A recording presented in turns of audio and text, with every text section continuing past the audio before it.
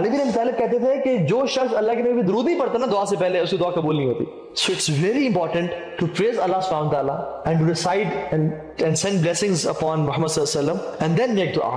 دعا کی قبولیت کے چانسز بہت بڑھ جاتے ہیں جب انسان یہ کام کرتا ہے. اور اللہ کی تعریف بہت ساری دعائیں ہیں، ابھی ہم آگے ذکر کرتے ہیں، چلیں میں بھی بتاتا ہوں آپ کو انشاءاللہ. ٹھیک ہے کہ اللہ تعالیٰ کی تعریف بیان کرنا. اسی طرح سے نیور سے کہ یا اللہ اگر آپ چاہیں تو یہ قبول کر لیں. کبھی نہ کہیں یا اللہ مجھے دے دیں، اگر آپ چاہیں تو یہ قبول کر لیں. کبھی ایسا نہ کہیں، کیونکہ حدیث میں آتا ہے لگنے کا کہ کوئی شخص اللہ تعالیٰ کو مجبور تو کر نہیں سکتا.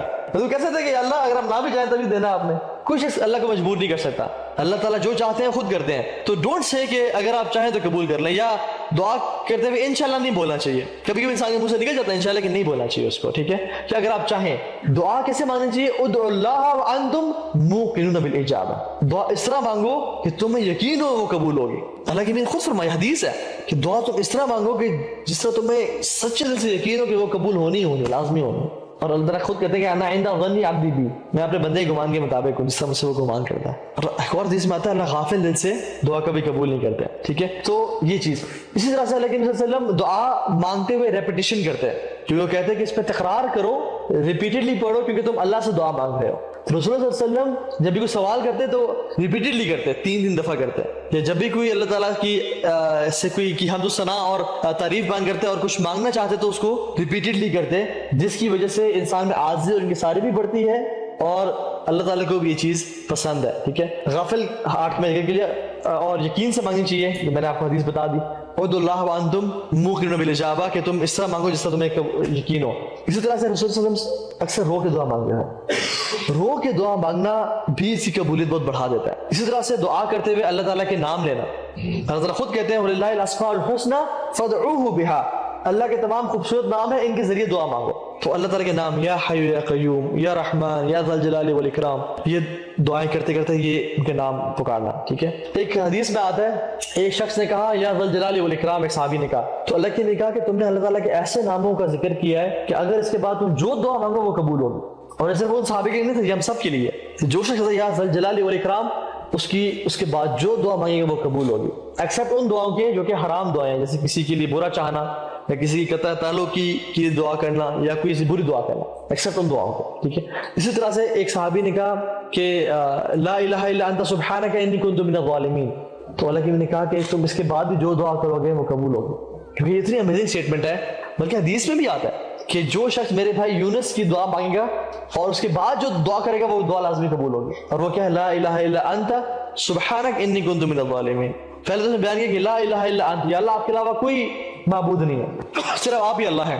سبحانک and you are perfect، انی کنت من الظالمین and I am the most imperfect، I am the one who is faulty، اور میں ہی گناہ گار ہوں. تو اللہ آپ کے علاوہ کوئی بات کے لائق نہیں ہے، آپ پاک ہیں اور میں گناہ گار ہوں. جو شخص یہ کہے گا نا اس کی دعا لازمی قبول ہوگی. ایک حدیث میں آتا ہے کہ رسول اللہ صلی اللہ علیہ وسلم بیٹھے ہوئے تھے اور کچھ صحابہ کے پاس بیٹھے ہوئے، اور یہ ان کے آخری دنوں کی بات ہے. تو انہوں نے کہا، جو صحابہ بیٹھے انہوں نے کہا کہ ابراہیم علیہ السلام نے دعا مانگی کہ ربی انہن اضللن کثیر من الناس فمن تبعنی فانہ منی ومن عصانی فانک انت الغفور الرحیم. اپنے لوگوں کے لیے دعا مانگی کہ یا اللہ آپ یہ جو میری قوم کے لوگ ہیں انہوں نے اکثر لوگوں کو گمراہ کیا کیونککہ یہ دین پہ نہیں آئے. جس نے میری اطاعت کی وہ تو میرے میں سے ہے، لیکن جس نے میری نافرمانی کی تو آپ بڑے غفور رحیم ہیں. انبیاء کا دل دیکھیں آپ، جس نے میری اطاعت کی وہ تو میرے میں سے ہے. ومن عصانی فانک انت الغفور الرحیم، جس نے مجھے نہیں مانا نا آپ تو بڑے غفور رحیم ہیں. اور پھر کہا لگی کہ عیسیٰ اسلام نے دعا مانگی اس طرح سے کہ ان تعذبهم فانهم عبادک وان تغفر لهم فانک انت العزیز الحکیم. اگر یا اللہ آپ ان کو عذاب دینا چاہیں تو یہ آپ کے بندے ہیں، لیکن اگر آپ معاف کرنا چاہیں تو آپ ہر چیز پر قادر ہیں، بڑی حکمت والے ہیں. اور کہتے ہیں کہ اور میرے لیے تو اللہ کی میں نے ہاتھ اٹھایا اور کہا کہ یا ربی امتی امتی یا ربی امتی امتی، اور وہ رونے شروع ہو گئے. تو اللہ سبحانہ تعالیٰ کو جلال آیا اور اللہ تعالیٰ نے جبریل علیہ السلام کو بھیجا کہ پوچھو محمد صلی اللہ علیہ وسلم کو کیا چیز رلا رہی ہے، اور اللہ تعالیٰ ہر چیز جانتے ہیں. تو اللہ تعالیٰ محمد صلی اللہ علیہ وسلم نے کہا کہ اللہ سے پوچھ کیا کہ میرے جانے کے بعد میری امت کے ساتھ کیا کریں گے. تو جبریل گئے اور جبریل نے اللہ تعالیٰ سے پوچھا اور اللہ تعالیٰ نے جواب دیا اور کہا کہ بتایا کہ انا سنردیک فی امتک ولا نسوک، ہم آپ کو آپ کی امت کے حوالے سے راضی کر دیں گے اور ان کو کبھی بھولیں گے نہیں. اور اللہ کے نبی رو رہے تھے حالت میں. اب یہ اس سے دو چیزیں ہمیں سمجھ آتی ہیں سبحان اللہ. ایک تو رونا دعا میں، عاجزی انکساری اختیار کرنا، اور دوسری بات اللہ کے نبی صلی اللہ علیہ وسلم کی ہمارے لیے دعا. واللہ اگر ہم ساری زندگی بھی سجدے میں گزار دیں کہ ہم اللہ کے نبی کی امت میں سے اور انہوں نے جو ہمارے لیے دعائیں کی, ہم شکر ادا نہیں کر سکتے.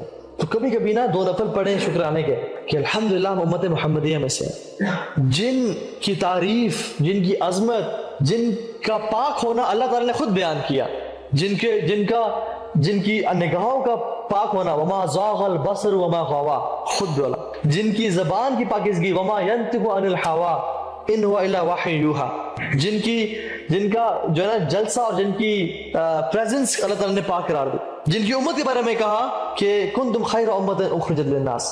تو محمد صلی اللہ علیہ وسلم یہ وہ ہستی ہیں کہ جنہوں نے ہمارے لیے دعائیں کی اور اللہ تعالیٰ نے کہا کہ انا سنردیک فی امتک ولا نسوء, ہم آپ کو راضی کر دیں گے آپ کی امت کے معاملے میں اور ہم ان کو بھولیں گے نہیں, ہم ان کو بھلائیں گے نہیں. اور یہی وجہ ہے کہ آج ہم اتنے گناہوں میں ہیں لیکن ہمیں بندر و خنزیر نہیں بنایا جا رہا اور ہمیں تباہ نہیں کیا جا رہا. یہ رسول اللہ صلی اللہ علیہ وسلم کی دعائیں ہیں. تمہیں کیا مسئلہ, آپ کیوں کھڑے ہوئے یہاں پہ؟ اچھا موسیٰ صاحب کی ہمیشہ نیچر یاد رہے, وہ کبھی بھی نا قرآن بھی دیکھ لیں اور حضرت زکریا والا معاملہ بھی دیکھ لیں, وہ کبھی بھی کوئی غلط چیز کو برداشت نہیں کر سکتے تھے. ان کی یہ نیچر میں تھا کہ وہ جب بھی کوئی غلط دیکھتے فوراً اس کو روکنے کی کوشش کرتا ہے. ٹھیک ہے, تو گئے ان کے پاس, انہوں نے کہا آپ کیوں نہیں کھڑی ہوئی کیوں ایسے؟ تو انہوں نے کہا ہمارا والد جو ہے نا وہ بزرگ ہے تو ہم یہاں جا نہیں سکتے کیونکہ وہ وہاں پہ مرد ہیں. تو انہوں نے کہا مجھے دیں اپنے جانور لیے, ان کو مردوں کو جو ہے نا وہ پیچھے دائیں بائیں کیا, پانی پلایا اور واپس آ گئے اور ان کو جانور دے دیے. نہ کسی پیسے کا سوال کیا, نہ کسی تھینکس کا سوال کیا. اور he was already exhausted, کہ وہ اتنا لمبا سفر کر کے آ رہے ہیں, no water nothing, لیکن still he stood up to help those women and then آ کے لیٹ گئے. And this is the point where he made dua, ربی انی لما انزلت الی من خیر فقیر, یا اللہ میں آپ سے سوال کرتا ہوں جو بھی خیر مجھے آپ دے دیں, میں اس کا فقیر ہوں, میں اس کا محتاج ہوں. اور فقر عربی میں بولتے ہیں, فقر مینس کہ اس چیز کو بولتے ہیں جو چیز کمر توڑ دے انسان کی. ٹھیک ہے, فقر literally means کہ to break one's back, اور فقیر اس لیے بولتے ہیں کیونکہ اس کی بوجھ اور برڈنس کی وجہ سے, رسپانسبلٹی کی وجہ سے اس کی کمر ٹوٹ چکی ہوتی ہے. ٹھیک ہے, تو جیسے کوئی بندہ ہیوی ویٹس اٹھا کے اسکواٹس لگائے نا جب, تو ایک ٹائم آتا ہے کہ بہت کمر پریشر ہوتا ہے کہ جیسے it's about to break and you can take no more, آپ رک جاتے ہیں. تو دس از بیسیکلی فقر. تو موسیٰ علیہ السلام since he was a royal, you know, he was raised in something very lavish, تو یہاں پہنچے تو کیا دعا مانگ رہے ہیں, یا اللہ آپ مجھے کوئی بھی خیر دے دینا, آسمان سے نازل کر دیں, میں اس کا محتاج, کیونکہ میرے پاس ریسورسز نہیں ہے. اس لیے تو تنزیل کا ذکر ہے, انزل ربی انی لما انزلت الی, انزلت الی, کہ اوپر سب کچھ بھیجے, مجھے تو میرے پاس کچھ ہے نہیں جو میں کروں گا. یہاں پہ دعا مانگی, ایسی دعا, ہاؤ دعا پلیڈ دا رول. پھر اللہ کہتے ہیں اس دعا کی وجہ سے فا کا ذکر ہے. دیر فور وہ عورت ان کے پاس چلتی ہوئی آئی اور شرما کے اور کہا فجاءتہ احداہما, ان میں سے ایک جو ہے نا عورت ان کے پاس چلتی ہوئی آئی اور کہا کہ میرے والد صاحب آپ کو بلا رہے ہیں کہ آپ نے جو ہماری خدمت کی ہے اس کا ہم شکر ادا کریں. اب سبحان اللہ, وہ گئے, ان کے باپ نے ان سے پروپوزل مانگا اور انہوں نے شرط طے کی اور وہ ڈیل کے تحت ان کی بیٹی شادی کی کہ ہم ایز اے حق مہر میں آپ کے لیے یہ خدمت کروں گا, اور وہ چلنے شروع ہو گیا. اب اس ٹینس سچویشن سے ان کی لائف اچانک کیسے چینج ہوئی, ٹرانزیشن میں کیسی گئی, بیچ میں جو ٹرانزیشن ہے وہ دعا ہے.